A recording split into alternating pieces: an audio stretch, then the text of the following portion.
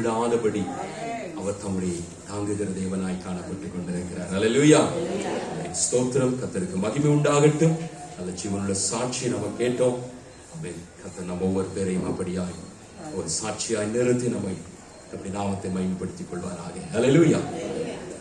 கர்த்தருக்கு மகிமை உண்டாகட்டும். இந்த அருமையான நேரத்தில் எசாயாவின் புஸ்தகம் 25ஆம் அதிகாரம்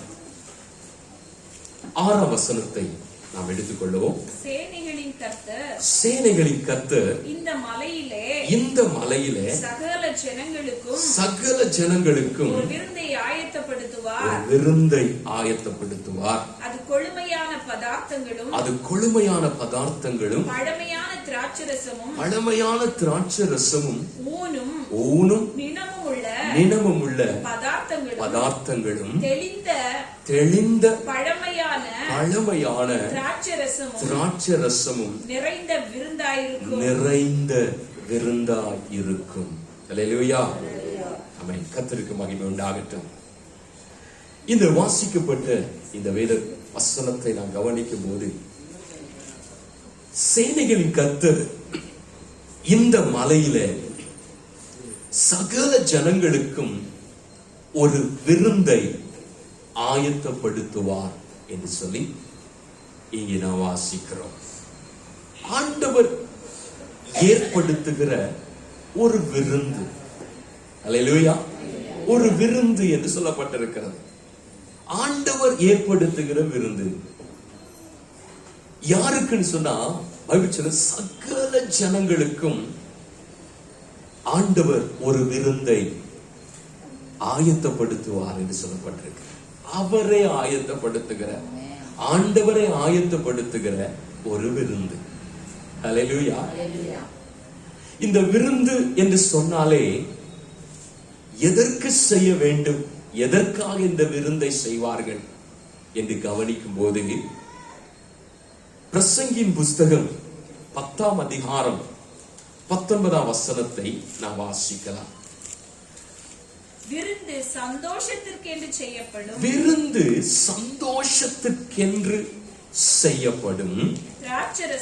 திராட்சரசம் ஜீவனுள்ளோரை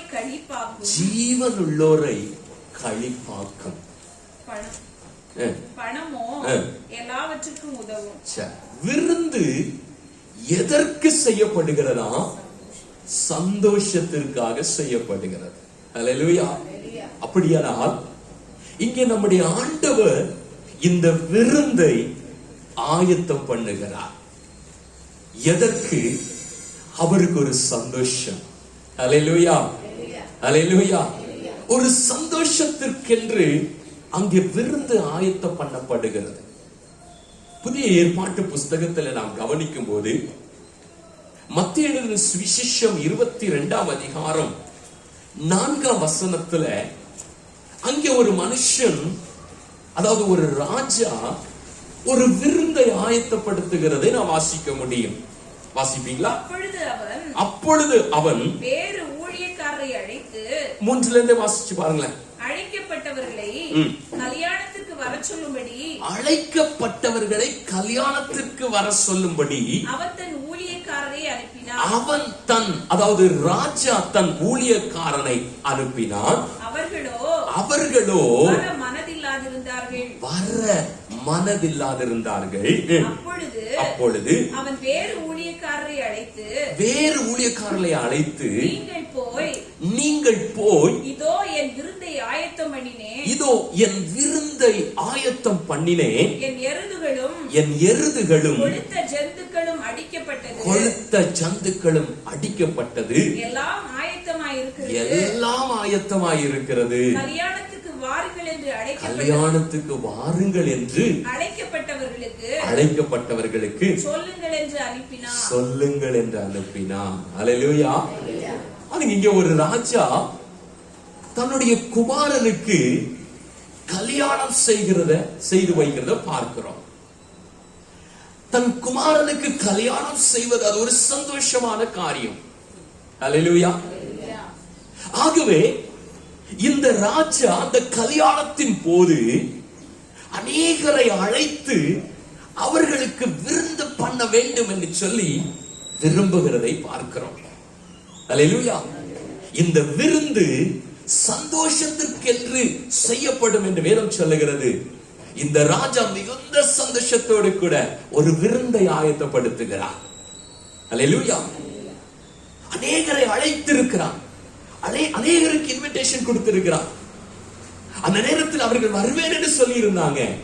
ஆனாலோ கீழே நம்ம வாசிக்கும் போது அதை அவர்கள் வருவதற்கு மனம் இல்லாதிருந்தார்கள். அல்லேலூயா.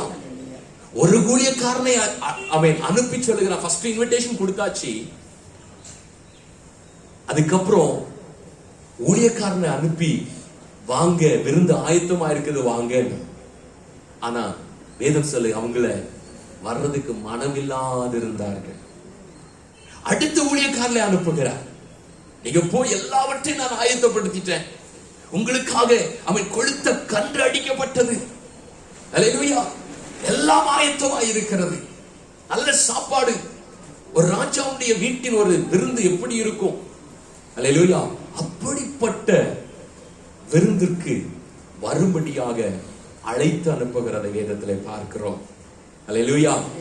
ஆனால் வசனம் சொல்லுகிறது அவர்கள் வர மனதில்லாதிருந்தார்கள். அல்லேலூயா. அவை மாத்திரமல்ல, வேதம் சொல்லுகிறது அவர்கள் அசட்டை பண்ணினாங்க. அந்த விருந்தை அசட்டை பண்ணினாங்க.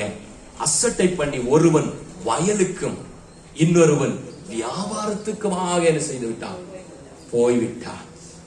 இன்னும் சிலர் அவமானப்படுத்தி ஊழியக்காரனை கொலை செய்தார்கள் என்று கூட சொல்லப்பட்டிருக்கிறது. அல்லேலூயா. பாருங்க, ஒரு விருந்துக்கு வரவழைக்கப்பட்டிருக்கிற இந்த மக்கள் இந்த விருந்திற்கு வர மனதில்லாதிருந்தார்கள் என்று சொல்லி இங்கே பார்க்கிறோம். ஏன் இவர்களுக்கு மனதில்லாம போயிடுச்சு?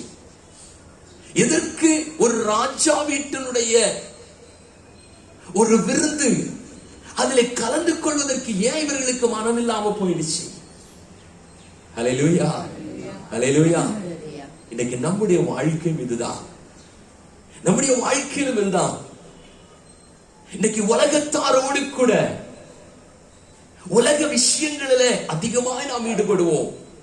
ஆண்டவர் நமக்கு நல்ல அருமையான ஒரு ஆசீர்வாதங்களை நமக்கு வைத்திருக்கும் போது அதை பெற்றுக் கொள்வதற்கு நாம் தயங்கக்கூடியவர்களாக இருப்போம். அல்லேலூயா. ஏன்னா ராஜாவுடைய வீட்டு விருந்துக்கு வரணும்னா அதுல சில கண்டிஷன்கள் இருக்கும். அல்லேலூயா.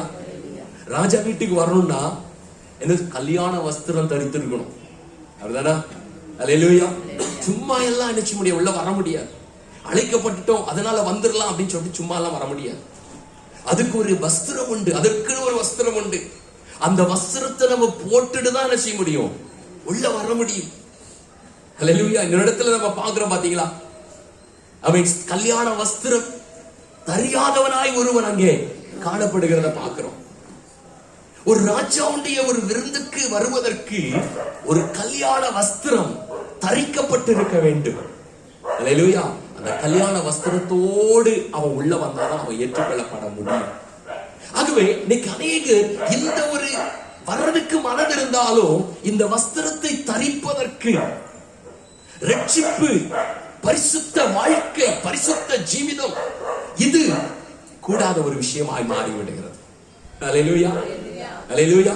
எல்லாம் ஓகே, கூப்பிடுறீங்களா, பிரேயர் கூப்பிடுறீங்களா, வர்றோம், ஜெபிக்கணுமா ஜெபம் பண்றோம், ஆராதிக்கணுமா ஆராதிக்கிறோம். ஆனா சில விஷயங்கள்ல எங்களை கண்டிஷன் பண்ணக்கூடாது.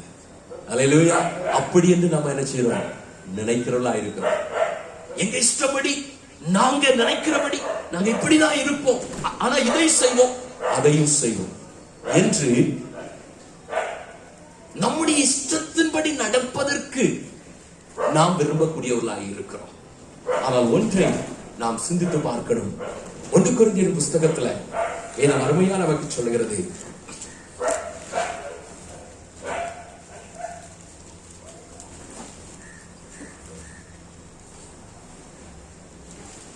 ஆறாம் அதிகாரம் கடைசி வசனத்தை கிரயத்துக்கு கொல்லப்பட்டீர்களே ஆகையால் தேவனுக்கு உடையவைகளாகிய உங்கள் சரீரத்தினாலும் உங்கள் ஆவியினாலும் தேவனை மகிமைப்படுத்துங்கள். அல்லேலூயா, அல்லேலூயா. இங்க வசனம் சொல்லுது, நீங்க கிரயத்திற்கு கொள்ளப்பட்டவர்கள். ஆண்டவர் அழைச்சிருக்கிறார். அல்லேலூயா. எப்படி அழைத்தார்? தம்முடைய இரத்தத்தை கொடுத்து நம்ம அழைச்சிருக்கிறார். அல்லேலூயா. நம்முடைய கிரயத்திற்கு நம்மளை வாங்கி இருக்கிறாராம். சத்துருடைய கையில இருந்த நம்ம, இந்த உலகத்திற்கு அடிமையாய் இருந்த நம்ம, உலகத்திற்கென்று பிசாசுக்கென்று பிரயோஜனப்பட்டு கொண்டிருந்த நம்மள ஆண்டவர் தம்முடைய இரத்தத்தை சிந்தி நம்மை வாங்கி இருக்கிறார், கிரயத்திற்கு கொண்டிருக்கிறார். பைபிள் சொல்கிறது, கிரயத்திற்கு கொல்லப்பட்டீர்களே, ஆகையால் தேவனுக்கு உடையவைகளாகிய உங்கள் சரீரத்தினால். இனி உங்களுடைய சரீரம் யாருக்குடையது? தேவனுக்குடையது, தேவனுக்குரிய சரீரம்.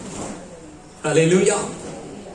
தேவன் உங்களை வாங்கி இருக்கிறார், தம்முடைய ரத்தத்தை கொடுத்து வாங்கி இருக்கிறார்.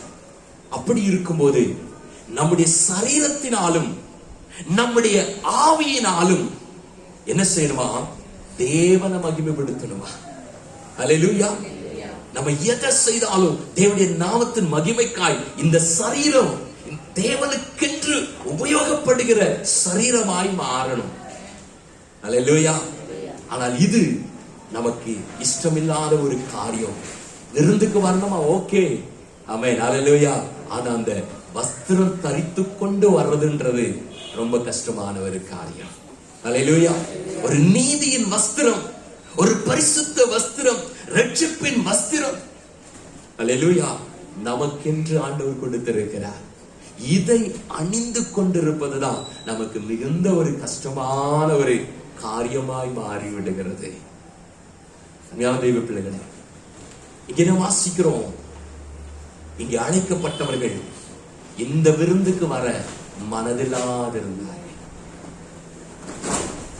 ஆண்டவர் ஏற்படுத்தின விருந்து, ஆண்டவர் ஏற்படுத்தி இருக்கிற விருந்து நம்முடைய சொந்த குமாரனையே நமக்காக அடித்திருக்கிறார். அல்லேலூயா. அவருடைய சரீரம் நமக்கு விட்டு கொடுக்கப்படுகிறது. அவருடைய ரத்தம் நாம் பானம் பண்ணும்படியா நமக்கு கொடுக்கப்படுகிறது. இப்படிப்பட்ட ஒரு மகிமையின் விருந்து, தேவனே ஆயத்தப்படுத்தின விருந்து. அல்லேலூயா.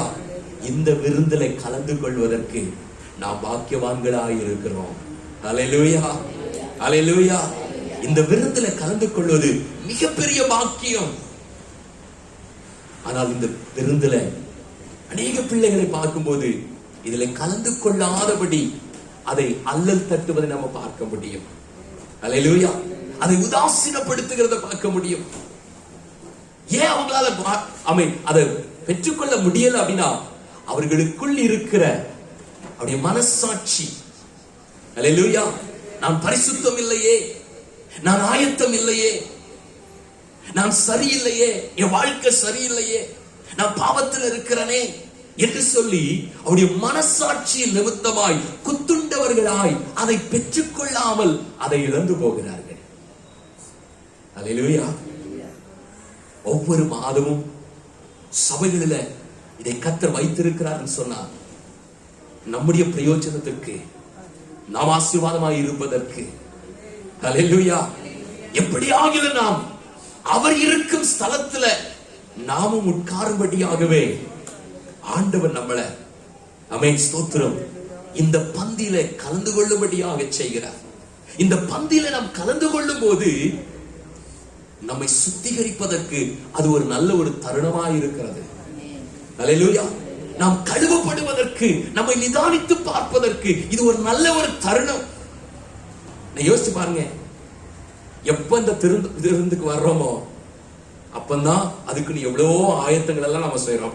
அப்படிதானே? அல்லேலூயா, அல்லேலூயா. எப்ப திருவிருந்து இருக்கோ அப்பதான் அந்த திருவிருந்து எடுக்கணும்னு சொல்லி எவ்வளவோ நம்மளை ஆயத்தப்படுத்துகிறோம். ஐயோ நான் இதை பெற்றுக்கொள்ள போறேனே, இல்லை ஏதாவது தவறு இருக்கா, இதானே இருக்கா பாருங்க. அதனால அதுக்காகவே 2 நாள் மீட்டிங். அல்லேலூயா, அல்லேலூயா. இந்த விருந்துக்குனே இவ்வளவு ஒரு ஆயத்தங்கள் நம்ம செய்கிறவர்களா இருக்கிறோம். ஏன் தெரியுமா? அல்லேலூயா, நம்மளை குற்றமற்றவர்களாய் அவருக்கு முன்பாய் நிறுத்தும்படியாக. அல்லேலூயா, அவர் வரும்போது நம்ம குற்றமற்றவர்களாய் நிற்கணும். அல்லேலூயா, ஆமென். அதை அப்படி நிறுத்துவதற்காகவே நம்மிலே ஒரு குறைகளும் கண்டுபிடிக்கப்படாத அளவுக்கு எல்லாவற்றிலையும் நாம் பூரணராய் திகழ வேண்டும் என்பதற்காகவே ஆண்டவர் இப்படிப்பட்ட காரியங்கள் நமக்கு வைக்கிறார். அல்லேலூயா. சபை பரிசுத்தமாய் இருக்கணும், சபை பரிசுத்தமாய் வாழணும். எந்த விதமான குறைபாடுகள் இல்லாதபடிக்கு சபை இருக்க வேண்டும் என்று சொல்லி ஆண்டவர் விரும்புகிறார். அல்லேலூயா. கொரிந்து சபையில நேற்றைய தினத்துல நாங்க அவன் ஸ்தோத்திரம் சபையில சொன்ன ஒரு செய்தி, கொரிந்து சபையை குறித்து பார்க்கும்போது அந்த சபைக்கு பவுல் கண்டித்து அவன் கடிதம் எழுதுகிறதை பார்க்கிறோம். அதே 1 கொரிந்தியர் புஸ்தகம் 5ஆம் அதிகாரத்துல 9ஆம் வசனத்தை வாசிங்க. விபச்சாரக்காரோடே கலந்திருக்க கூடாது என்று நிருபத்தில் உங்களுக்கு எழுதினேன். ஆனாலும் இவ்வுலகத்தில் உள்ள விபச்சாரக்காரர், பொருளாசைக்காரர், கொள்ளைக்காரர், விக்கிரக ஆராதனைக்காரர் இவர்களோடு எவ்வளவும் கலந்திருக்க கூடாது என்று நான் எழுதவில்லை. அப்படியானால் நீங்கள் உலகத்தை விட்டு நீங்கி போக வேண்டியதாய் இருக்குமே. நான் உங்களுக்கு எழுதினது என்னவென்றால் சகோதரன் எண்ணப்பட்ட ஒருவன் விபச்சாரக்காரனாவது, பொருளாசைக்காரனாவது, விக்கிரக ஆராதனைக்காரனாவது, உதாசீனாவது, வெறியனாயாவது, கொள்ளைக்காரனாயாவது இருந்தால் அவனோடே கலந்திருக்க கூடாது. அப்படிப்பட்டவனுடனே கூட புசிக்கவும் கூடாது. அல்லேலூயா.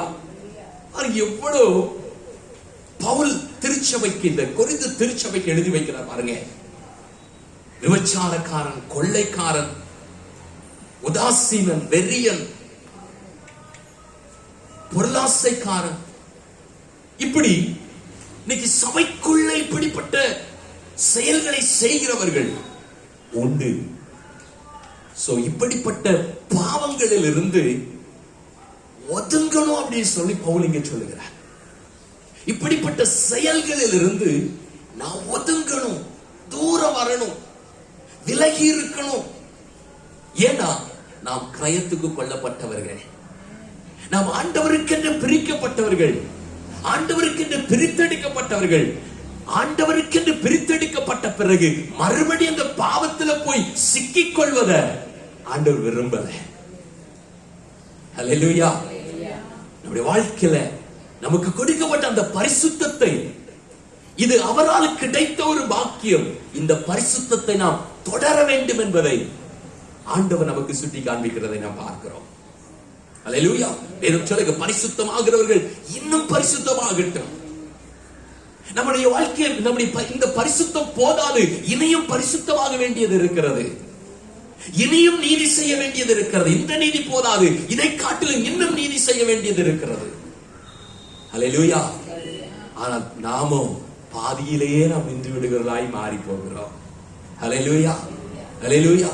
இந்த திருவிருந்துக்கே அல்லேலூயா நாம் யோக்கியம் இல்லாதவர்களாய் மாறி போகிறோம். அது நம்முடைய மனசாட்சியே நம்மளை என்ன செய்யுது, சுற்றி காண்பிக்கக்கூடியதா இருக்கிறது. அல்லேலூயா, ஆமென், ஸ்தோத்திரம். வேதம் சொல்லுகிறபடி நம்முடைய தேவனாகிய கர்த்தர், சேனைகளின் கர்த்தர் இந்த மலையில ஒரு விருந்தை ஆயத்தம் பண்ணுவார். நமக்கென்று ஒரு விருந்து ஆயத்தம் பண்ணப்பட்டிருக்கிறது. நமக்கென்று ஒரு விருந்து ஆயத்தம் பண்ணப்பட்டிருக்கிறது. இந்த விருந்து சந்தோஷத்திற்காக ஆயத்தம் பண்ணப்பட்டிருக்கிறது. என்ன சந்தோஷம்? 3 விஷயங்கள் சொல்லப்பட்டிருக்கிறது. 1, மரணத்திலிருந்து ஒரு ஜெயம். அல்லேலூயா. மரண பயத்திலிருந்து ஒரு விடுதலை. கீழே வாசிங்க பார்க்கலாம். அவை 8ஆம் வசனத்தை வாசிங்க.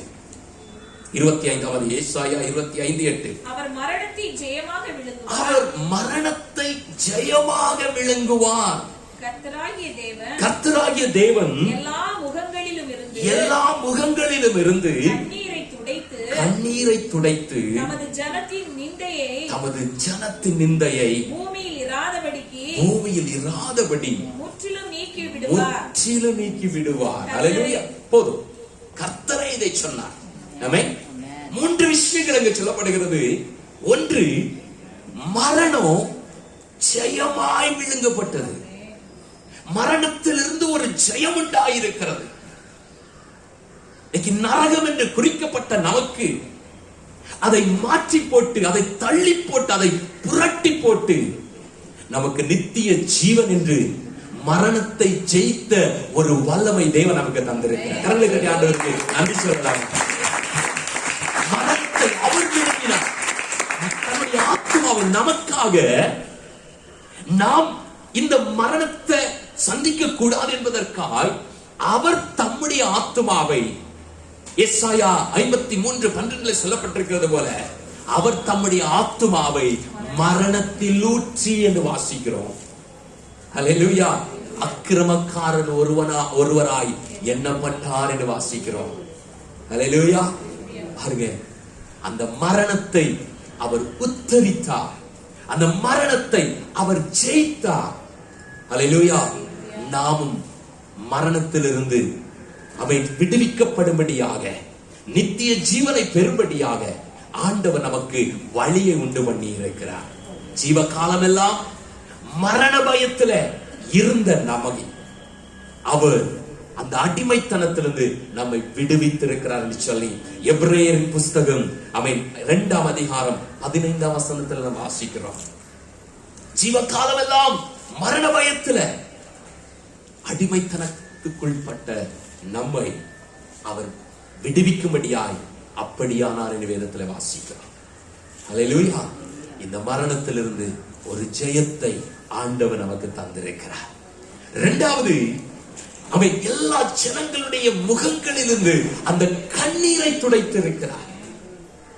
தெய்வ பிள்ளைகளாக இருக்கிறது வரைக்கும் நம்முடைய வாழ்க்கையில போராட்டங்கள், வேதனைகள்.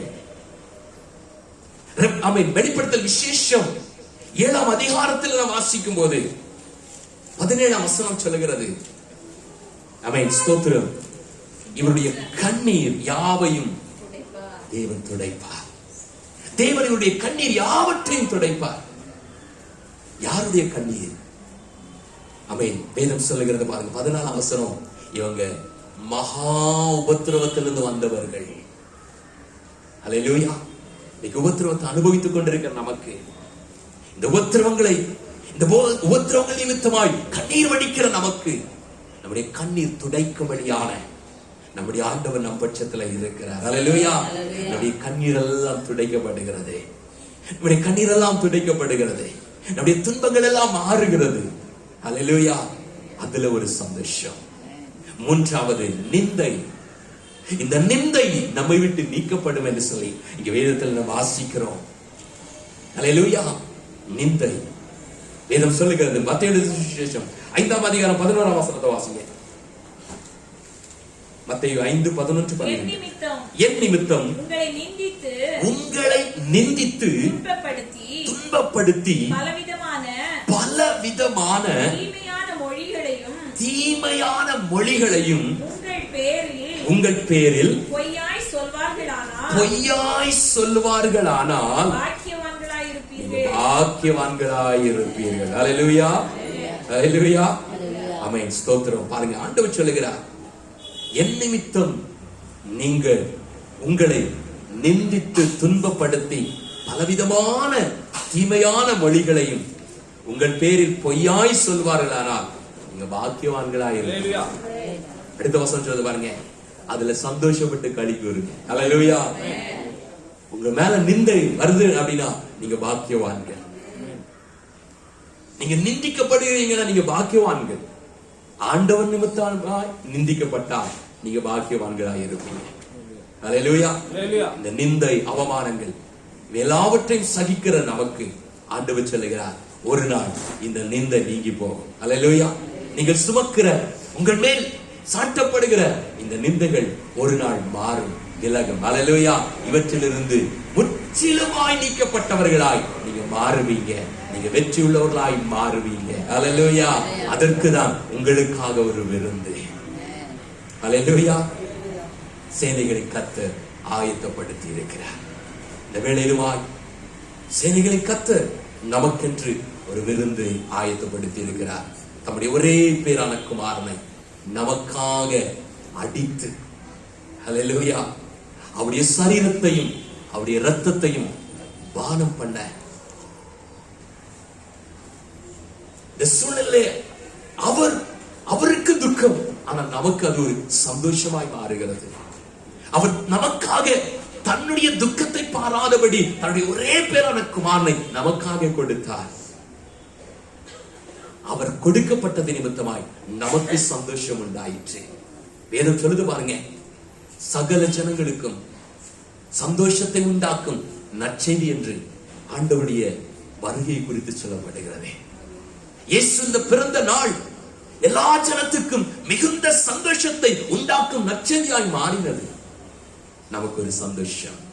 அந்த இயேசு நமக்காய் அடிக்கப்பட்டு நாம் மரணத்திலிருந்து விடுவிக்கப்பட்டு நித்திய ஜீவனை பெற நமக்கு ஒரு மகிழ்ச்சியை கொடுக்க கர்த்தர் தம்மையே அந்த சிலுவையில் ஒப்பு கொடுத்தார். அல்லேலூயா. அதை நாம் இந்த நேரத்தில் பெற்றுக்கொள்ள போகிறோம். ஆயத்தத்தோடு வந்திருக்கிறோம். கர்த்தர் இதை கொண்டு நம்மை ஆசீர்வதிப்பாராக. அல்லேலூயா. எல்லாம் எழுந்து நிற்போம். ஒரு பாடலை நாம் பாடும்போது கர்த்தருக்காக நாம் காணிக்கை கொடுக்கலாம்.